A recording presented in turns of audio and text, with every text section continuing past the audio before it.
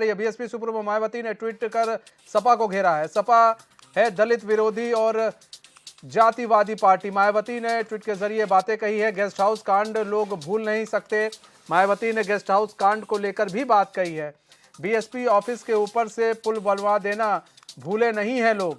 मायावती ने यह भी कहा है। मायावती ने अपने ऊपर हमले का अंदेशा जताया। मायावती ने स्टेट मुख्यालय की जगह बदलने की मांग की है। स्टेट मुख्यालय की जगह बदलने की सरकार से मांग की है मायावती ने।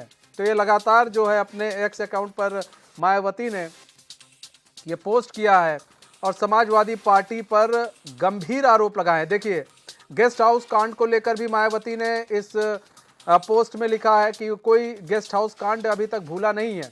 सपा पर यह भी आरोप लगाया कि दलित विरोधी और जातिवादी विरोधी पार्टी है सपा।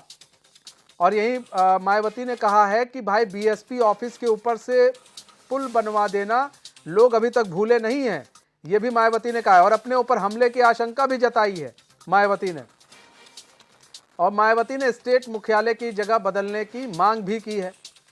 तो लगातार ये जो आप देख रहे हैं, बसपा सुप्रीमो मायावती ने अब जोरदार हमला एक्स अकाउंट के जरिए अपने किया है। और मायावती अक्सर इसी तरह सोशल मीडिया पर काफ़ी एक्टिव रहती है। जो भी बात है वो सोशल मीडिया के माध्यम से रखती हैं अपनी सारी बातें, चाहे बीजेपी को घेरना हो, चाहे समाजवादी पार्टी को घेरना हो। और जो कई कयास लगाए जा रहे थे कि इंडी गठबंधन में मायावती शामिल हो जाएं, कई बार समाजवादी पार्टी के कई वरिष्ठ नेता ने भी कहा कि वो आ सकती हैं मायावती। तो ऐसे में मायावती ने सभी जो बातें चल रही थी कि इंडी गठबंधन में जा सकती हैं, ऐसे सही बातों का उन्होंने पटाक्षेप कर दिया है। अब साफ बात उन्होंने लिख दी है और सपा पर गंभीर आरोप लगाए हैं बसपा सुप्रीमो मायावती ने। उन्होंने साफ कहा है कि भाई ये जातिवादी विरोधी पार्टी है समाजवादी पार्टी। ये जो कहती है कि नहीं हम दलित जातिवादी पार्टी नहीं है और हमारे यहाँ सभी जो पार्टी के लोग अच्छे से रहते हैं। लेकिन मायावती ने जोरदार। तो हमारे साथ यूपी हेड जुड़ चुके हैं अमितेश श्रीवास्तव। अमितेश, अब मायावती ने के जरिए एक्स अकाउंट पर अपना एक और पोस्ट किया है और जो है ये पोस्ट भी काफ़ी ऐसा वैसा नहीं है, सपा को हिला देने वाला पोस्ट है। उन्होंने गेस्ट हाउस कांड याद दिला दिया। उन्होंने कहा कि भाई ये दलित विरोधी और जातिवादी विरोधी पार्टी है। इन्होंने ये भी कह दिया कि भाई हमारे ऊपर हमला हो सकता है, ऐसी आशंका जताई है। तो ऐसे में क्या समझा जाए इस पोस्ट के माध्यम से? देखिए मनीष, बहुजन समाज पार्टी की राष्ट्रीय अध्यक्ष मायावती के जो आज तेवर देखने को मिले हैं वो तल्ख तेवर है। और बहुत दिनों बाद जो सियासत के जो जानकार हैं मनीष, वो कह रहे हैं कि बहुत दिनों बाद इस तरह के तल्ख तेवरों के साथ बीएसपी सुप्रीमो मायावती सामने आई हैं।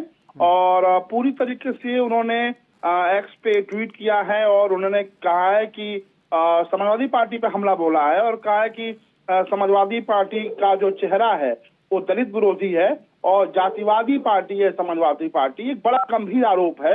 उसके अलावा बीएसपी सुप्रीमो मायावती ने कहा है कि उत्तर प्रदेश के जो लोग हैं और खासतौर पर अमितेश आपको रोकना चाहेंगे। डीपी यादव भी हमारे साथ जुड़ चुके हैं, सपा प्रवक्ता हैं। डीपी यादव जी, स्वागत है चैन में आपका। डीपी यादव जी, गंभीर आरोप मायावती के द्वारा आप लोग पर लगाए जा रहे हैं और कहा जा रहा है उन पर हमला भी हो सकता है। ऐसे में उन्होंने गेस्ट हाउस कांड भी याद दिला दिया कि भाई सपा गेस्ट हाउस कांड ना भूले, दलित और जातिवादी विरोधी पार्टी बता दिया आपको।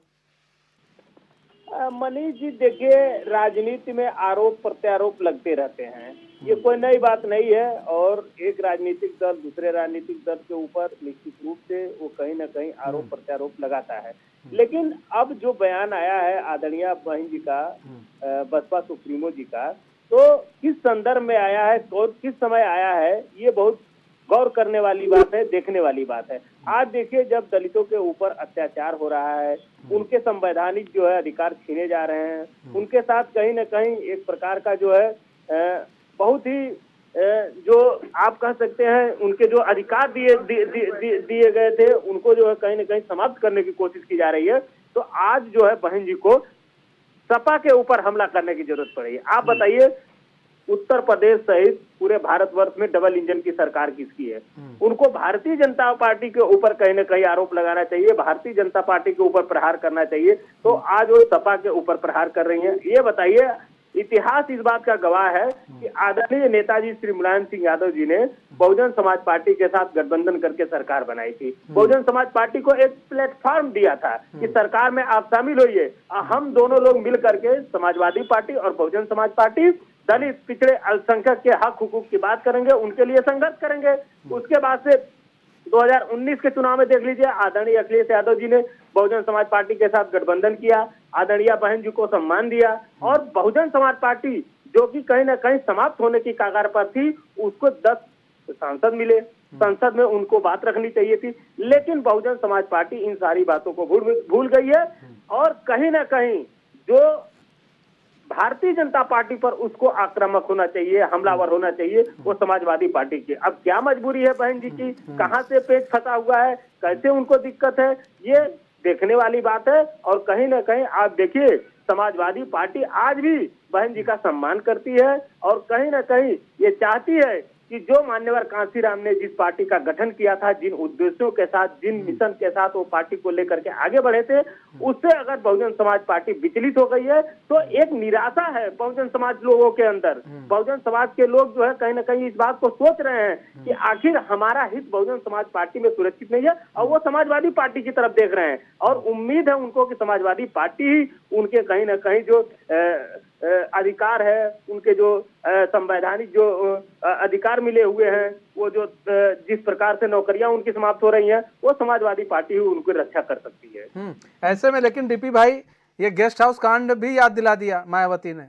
आखिर जो सबसे बड़ी चीज ये है ना कि वो समाजवादी पार्टी पर इसलिए हमला कर रही हैं क्योंकि समाजवादी पार्टी भी सत्ता में रही है भाई। ऐसा तो है नहीं, अभी आप सत्ता से हटे दो बार से पहले तो आप ही सत्ता में थे, बीजेपी नहीं थी। तो उन्होंने भाई याद दिला रही है कि आपके यहाँ भी दलित और जातिवादी बातें बहुत होती हैं और दलित आपके यहाँ भी सुरक्षित है नहीं। मनीष जी, अगर आंकड़े उठा करके देख लिए जाएं तो दलितों के ऊपर अत्याचार और अन्याय बहुजन समाज पार्टी और भारतीय जनता पार्टी की सरकार में ज्यादा हुआ है। समाजवादी पार्टी तो बहुजन समाज पार्टी के जो अब कह लीजिए वोटर, जिनको बहुजन समाज पार्टी अपना वोटर कहती है, उनके हमेशा मान सम्मान के लिए रक्षा करती रही है। और आपको बता दूं कि समाजवादी पार्टी में सबसे ज्यादा दलित जो है कहीं ना कहीं विधायक जीत करके आए थे, आपको बताऊं मैं। लेकिन बहुजन समाज पार्टी इस बात को भूल जाती है और बहन जी के साथ क्या दिक्कत है, क्या परेशानी है, ये तो सोचने समझने वाली बात है कि बराबर वो अनावश्यक अनर्गल बातें जो है समाजवादी पार्टी के लिए कहती रहती हैं। नहीं तो डीपी यादव जी, ऐसा तो नहीं है, सपा भी कहती रहती है, बातें कटाक्ष करती रहती है मायावती पर, आए दिन आपके राष्ट्रीय अध्यक्ष बोला करते हैं, लेकिन ये गेस्ट हाउस कांड आप लोग का पीछा नहीं छोड़ रहा है DP Yadav ji. Guest house कांड तो अतीत की बात हो चुकी। देखिए 2019 का जब चुनाव हुआ था तो बहन जी ने ही कहा था, उन्होंने उस केस को वापस लिया था और गेस्ट हाउस कांड में तमाम लोगों की संलिप्तता थी। उसमें कौन कौन किस प्रकार से हुआ वो सब जांच हो चुकी है उसकी, और उसको सब जो है लोग भूल करके आगे बढ़ चुके हैं। लेकिन बहन जी की क्या दिक्कत है ये समझने वाली बात है। अच्छा, उनको गेस्ट हाउस कांड अगर याद था तो 2019 के चुनाव में उन्होंने गठबंधन क्यों किया था, तब गेस्ट हाउस कांड उनको नहीं याद आया। लेकिन आज उनकी मजबूरी क्या है, वो क्यों भारतीय जनता पार्टी से इतनी भयभीत है, ये बहुजन समाज के लोग भी सोच रहे हैं कि आखिर जो बहुजन समाज के लोग इकट्ठे होकर के, संगठित होकर के आदरणीय नेताजी के नेतृत्व में, मान्यवर कांशीराम जी के नेतृत्व में आगे बढ़े थे, जिनको कहीं ना कहीं एक प्लेटफॉर्म मिला था, उनको एक राजनीतिक वजूद उनका मिला था, तो किस प्रकार से मायावती जी, किस प्रकार से बहन जी उसको कहीं ना कहीं समाप्त करने की कोशिश कर रहे हैं, ये बहुत विचारणीय प्रश्न है। और बहुजन समाज के अंदर आपको बताऊं मनीष जी, इस समय एक निराशा का भी भाव है। बहुजन समाज इस बात को सोच रहा है कि आखिर भारतीय जनता पार्टी तो उनके साथ अत्याचार कर ही रही है, बहन जी क्यों नहीं आगे निकल रही है, क्यों नहीं बातें कर रही है, क्यों नहीं सड़क पर संघर्ष कर रही है, क्यों नहीं उनके हितों की रक्षा कर रही है। तो इन सारी चीजों को देख करके बहुजन समाज के जो लोग हैं वो समाजवादी पार्टी की तरफ उम्मीद भरी निगाहों से देख रहे हैं और इस तरह के बयानों से कोई बहुत ज्यादा प्रभाव नहीं पड़ने वाला है। देखिए समाजवादी पार्टी ने तो हमेशा बहुजन समाज पार्टी को साथ लेकर के चलने का काम किया। आप देखिए नेताजी ने भी उनके साथ गठबंधन किया और हमारे राष्ट्रीय अध्यक्ष आदरणीय अखिलेश यादव जी भी उनको 2019 में गठबंधन किए और उस गठबंधन का नतीजा था कि बहुजन समाज पार्टी को उसका फायदा मिला और उसके जो है 10 सांसद चुन करके संसद में पहुंचे। अब देखिए किस प्रकार से 2022 में उनकी हालात हो गई, एक विधायक उनका जीता मात्र। नहीं तो डीपी भाई यहाँ पर देखिए ना, आप गठबंधन की बार बार बात करते हैं, लेकिन गठबंधन अकेले का थोड़ी ना हुआ था। यह तो अखिलेश यादव खुद आगे बढ़कर वो गठबंधन की बात कर रहे थे वहाँ पर। मायावती थोड़ी ना गई थी, अखिलेश यादव ने बात की, फिर मायावती ने हामी भर दी कि हाँ चलिए ठीक है, आप गठबंधन की बात कर रहे करते हैं। लेकिन यहाँ पर तो सवाल ये है कि अगर मायावती की भी आप बात कर लें, बसपा की भी बात कर लें, तो बसपा के जो वोटर छिटके हुए हैं, कहा जाता उत्तर प्रदेश में 19% वोट जो है बसपा अपना बनाए हुए थी। अब जो छिटक गए हैं 2-3% की हम बात कर लें, 4% भी मान लीजिए, तो 15% तो बसपा के पास है, और जो 4% गए हैं वो तो बीजेपी के पाले में जा रहे हैं। और बीजेपी के पाले में जितने भी वोट जा रहे हैं, आप देखिए यहाँ पर अगर आंकड़ों की बात करेंगे तो बीजेपी जो है, दलित हो चाहे अति पिछड़ा वर्ग हो, इन लोगों की जो वोटिंग करने की संख्या है बीजेपी के पक्ष में, वो ज्यादा हो रही है सर। ये देख समझना पड़ेगा, आप लोग की तरफ कम हो रही है। जी, आपने बहुत अच्छी बात कही थी।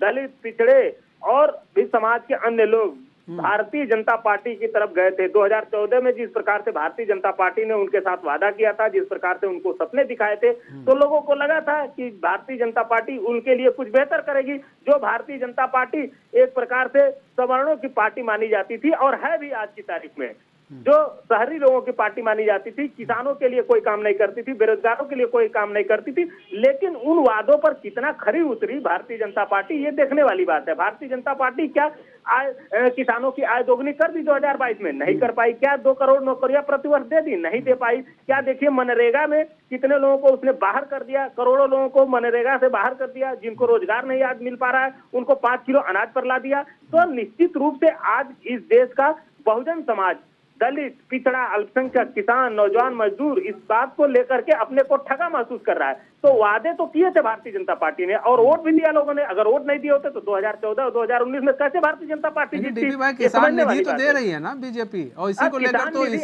तो सब चीज चल रही है ना। आप बताइए मनीष जी, वाह क्या बात कर रहे हैं आप, तो जमीनी हकीकत को समझने वाले बहुत वरिष्ठ पत्रकार हैं। आप बताइए, आंख की रोशनी छीन कर चश्मा दे दिया तो कौन सा बड़ा दान किया, ये बताइए। हाँ, लुंगी अगर उसकी जो है क्या है, धोती को वो करके और पगड़ी बना दिया, तो ये सम्मान देने वाली बात है? आप उनके फसल का उचित मूल्य दीजिए ना, उनको खाद बीज पानी दीजिए ना। यूरिया का दाम कितना बढ़ा दिया? 50 किलो यूरिया आती थी, उसको 40 किलो कर दिया। तो एक तरफ से तो उनसे जो है कहीं ना कहीं जो है 10,000 रुपया ले रही है, और 2,000 रुपये उनको दे रही है। तो ये बात, यही हकीकत अब लोग समझ रहे हैं मनीष जी।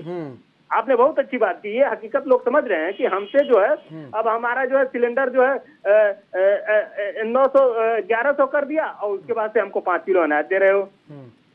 तो ये सब चीजों का जवाब देना पड़ेगा भारतीय जनता पार्टी को 2024 के लोग। भारतीय जनता पार्टी को तो देना पड़ेगा डीपी भाई, आप लोग को जवाब तो मायावती को भी देना पड़ेगा। किस तरह से देते जवाब वो भी आने वाला वक्त बताएगा। बहुत बहुत धन्यवाद डीपी यादव जी हमारे साथ जुड़ने के लिए, और अपना बहुमूल्य समय देने के लिए बहुत बहुत धन्यवाद। अमितेश हमारे साथ जुड़ने के लिए, तमाम जानकारी साझा करने के लिए। बढ़ते हैं अगली बड़ी